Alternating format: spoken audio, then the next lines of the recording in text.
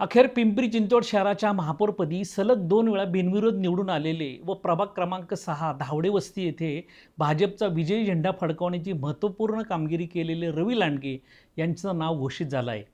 रवी लांडगे यांच्या या निवडीने भाजपच्या नेत्यांनी विशेषतः मुख्यमंत्री देवेंद्र फडणवीस यांनी या शहरात पक्षाचा पाया बळकट केलेल्या व 1990च्या दशकात शहर भाजपला झुंजार गाववाल्यांचं नेतृत्व दिलेल्या स्वर्गीय अंकुश लांडगे यांच्या प्रतिकूल परिस्थितीतील त्यागाला एक प्रकारे ही सलामी दिली आहे। मितभाषी, विनम्र व प्रचंड महत्त्वाकांक्षी असलेल्या रवी लांडगे यांच्या रूपाने शहराला आता दिशा व वळण देण्याची जिद्द असलेल्या युवकाला या सर्वोच्च पदावर काम करण्याची संधी मिळाली आहे।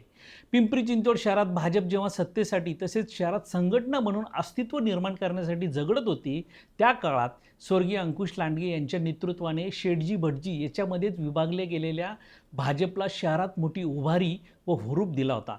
वास्तविक रवी लांडगे यांचे वडील बाबासाहेब लांडगे हे 1992 मध्ये भाजपचे नगरसेवक म्हणून निवडून आले होते। पुढे मात्र 1997 मध्ये त्यांनी आपला भाऊ स्वर्गीय ॲडव्होकेट अंकुश लांडगे यांना आपली गादी चालवण्यास सांगून शहरात भाजपला नेतृत्वाची उभारी घेण्यास सांगितलं। त्यावेळी भाजपचा शहरात जीव अगदीच तोळामासा होता। स्वर्गीय अंकुशरावांनी भाजपला बळ देत 1997 मध्ये निवडणूक लढवली आणि ते निवडूनही आले। पुढे 2002 मध्येही अंकुशराव लांडगे निवडून आले। मात्र 2006 मध्ये त्यांची हत्या झाल्याने केवळ भाजपच नव्हे तर संपूर्ण शहर आदरलं।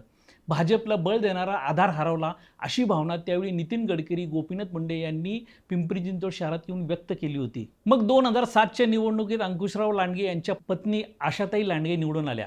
त्यानंतर 2012च्या निवडणुकीत रवी लांडगे यांनी पहिल्यांदा महापालिका निवडणूक रिंगणात उडी घेतली। मात्र त्यांचा नितीन लांडगे यांनी पराभव केला।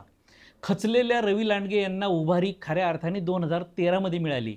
भोसरीतीलच सीमाताई फुगे यांचं नगरसेवक पद तेव्हा रद्द झालं आणि तेव्हा झालेल्या पोटनिवडणुकीत श्रद्धा लांडगे या निवडून आल्या।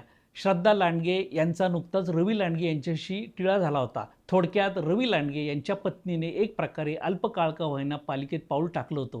पुढे मग 2017 व 2026 मध्ये रवी लांडगे इतिहासात रचत गेले। आज खऱ्या अर्थाने भाजपने निष्ठावंतांना न्याय देत व त्यांच्या त्यागाची आठवण ठेवत या सर्वोच्च पदावर रवी लांडगे यांच्या रूपाने योग्य व्यक्तीला संधी देत एका महत्त्वाकांक्षी युवकाच्या पाठीवर आता हात ठेवला आहे।